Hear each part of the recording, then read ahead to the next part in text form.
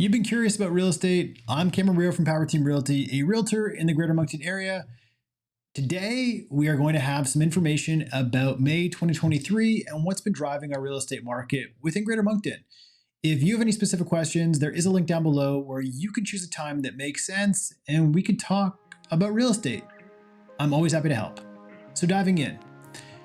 Within the Greater Moncton area, we did see 546 new listings that came to market this month, as well as 396 that went sold. Things are heating up in our spring market, there's no question. We do need more listings, but when you're comparing year over year, it's really difficult to look objectively at what is land, what is cottage, what is single family homes. Right now, single family homes below $450,000 are in demand. It is the hottest price point, and as I've mentioned the last few weeks in my weekly updates on Instagram, as well as the last few months. There's no question that buyer affordability is very, very sensitive below 450. You do see a lot of those lateral side shifters, people that are trying to retire or downsize. It's all within that little pocket. Now, I know that that sounds very small if you're listening from another area across Canada or North America, but that's our price bracket. From Korea showing our HPI benchmark, which shows all of the property types blended into one number. And you can see that we are back on the rise from our apex in May of 2022, which we did think was the highest price point. Now, back to May of this year, we are seeing the single family detached home price rise. We went from $324,000 to $342,000. I didn't just mess that up, that's actually what it is. It's on the rise, and again, we are starting to see more single family detached homes sold, so our data this month does represent more of those properties. Semi-detached is still very popular, it's still ranging between the high $200,000 and the $350,000 range. Newer construction is certainly driving that type of housing. We do not have any condominiums per se, except for a few buildings in town. We did not see any come to market or trade. And within the semi-detached, there were a few townhomes or row homes that were blended in. In terms of days on market, we are currently sitting at an average of 24, but do know that homes above 450 are tending to sit on market a little bit longer, and those sellers are not in what we are calling a seller's market because buyers that are shopping in that price bracket are looking at more properties. So they're sitting on market, they're making an informed decision, they're making their choice. Homes that are under $450,000, there's no question. We're in a seller's market. It is very hot. You're in a multiple offer situation. You are executing your ready, aim, fire approach on the buying side.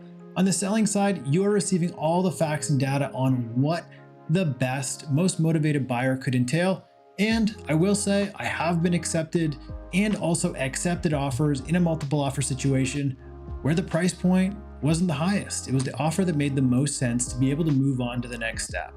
If you'd like to learn more about that, I'd be more than happy to elaborate it. I'm probably going to do a full video on what that would entail because I do get a lot of questions on how to win in a multiple offer situation.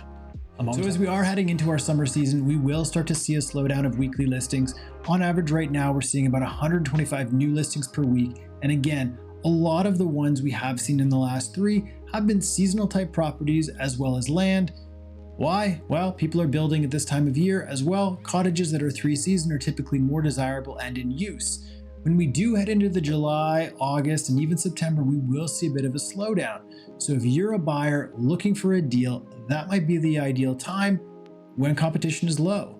And then when we head into the fall season, we should start to see a ramp up of new listings and motivated sellers and buyers coming to the market hoping to transact ideally before the holiday season. So you're probably thinking, is now a great time to be involved in real estate? Absolutely, no question. If you need any help at all or have any questions, I'd be more than happy to help you on this adventure. Don't be shy in reaching out. Or if you do know somebody that is interested, I do have an amazing referral program, which I'd be happy to tell you about. One last item, StatsCan did put out an article this past week, and it did have hard data that Atlantic Canada was one of the most popular or highest percentage of non-resident, non-owner occupied rental properties across Canada. not groundbreaking. We do have some of the most affordable real estate in Canada, and as such, it would bring a diverse investor crowd, whether that's multifamily or single family, that can come and succeed as an investor. I will have a separate video detailing all of the stats in there because it is quite interesting when you look at the ways in which an investor can enter the market. If I had a crystal ball, which is not this microphone, I am going to predict that this summer is going to be red hot for investment type properties. Why? In the last few weeks, I have received a number of calls from owners that are considering to sell, buyers that are on my client list, as well as new folks that have come in through videos like this that are curious about the market and want to know what the next step should be. So I do feel that there will be some activity to talk about in the Greater Moncton area in the coming weeks. Thank you very much for watching this video. If you did get any value, I would appreciate greatly if you would interact by hitting the like button or subscribing, or even sharing it with a friend or family member that is curious about real estate. I am always happy to help. Thank you very much.